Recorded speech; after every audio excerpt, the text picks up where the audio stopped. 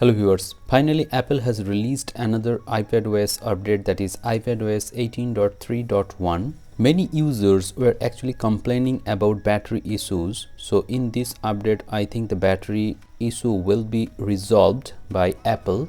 But before updating to the latest version, let me show you the storage scenario. You can see that 14.87 GB is available space before updating to the latest version. And after iPadOS 18.3.1, let me go into the settings again and show you that I have already updated to the latest version, that is iPadOS 18.3.1. and after that I will show you the iPad storage section. You can see that 15.78 GB is now available, and if you go into the iPadOS and system data, you can see that this data has also increased. So you have lots of free space, however it will be filled up in course of days. Now if you talk about the new things that have been added after this update, it feels little bit snappier, as you can see here. Though I had no issue in the last update also, but many users were facing heating issue as well as lag in their iPad. So I think this update will resolve all those problems. If you are someone who likes to take notes in the Note app, then in this section also you can see that floating keyboard, and in this way you can expand the keyboard and also you can shrink the keyboard, and also you can move the keyboard to anywhere on the screen as per your preference. So this is also a cool feature. However, this feature was available in 18.3 also, but I think I should show it to you. Then I tried to find new things in the home settings or the home screen, but I found nothing extra.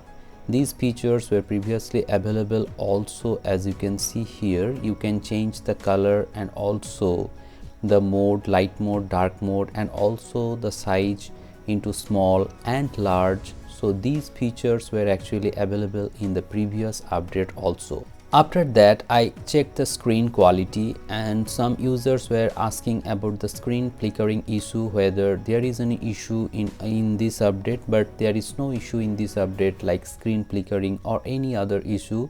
You can enjoy 4K 60 FPS videos on YouTube and there is no hiccups or lag. After this iPadOS 18.3.1, I checked into the wallpaper section and I found nothing new wallpaper. As you can see here, these wallpapers were previously available in the last update also. So you will get nothing new or nothing extra in the wallpaper section. All these features and all these wallpapers were previously available. Actually, iPadOS 16 has provided these features, and after that Apple has included many more things into the UI. So I think this is a great customization feature from Apple, and in the long run also you will get many more features. However, there is no update on Apple Intelligence, as this iPad has only 4 GB of RAM. It will not get Apple Intelligence in the future also. You can also add widgets in the wallpaper and lock screen section. So there are many widgets you can do or you can add as per your preference. After that, I checked the multitasking on this iPad 10, and I must say that multitasking is very good on this iPad 10th generation. As this update is very new, so I cannot say anything about the battery life. I have to test it for a while. After that, I can say anything about the battery life or the battery drainage issue.